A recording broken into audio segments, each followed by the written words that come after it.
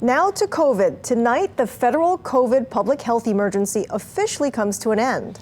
Governor Josh Green and state health leaders gathered today to discuss what this means for Hawaii. KITV4's Tom George joins us now. And Tom, what did they say? What does it mean for us?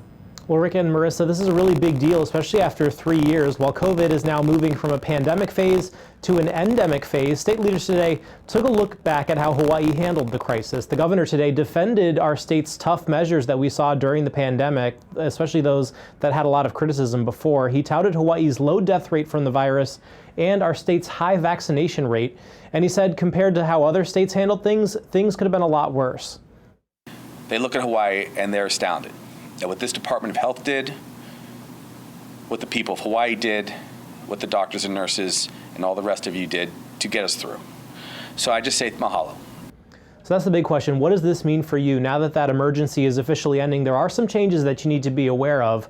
Those COVID at-home tests that you've seen may no longer be covered by your insurance, so you may need to check with your provider if you want to get those. And for now, vaccines, though, they will still be available for free for both adults and for children. Now, the CDC will also stop reporting some of the data that we've seen on those COVID cases because they say lately the numbers have become less and less reliable because more people have been using those at-home tests instead of going to the testing centers.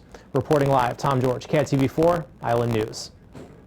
Thank you, Tom. During the pandemic, more than 1,800 local residents died because of the virus. The state also reported 4 more deaths over the past week.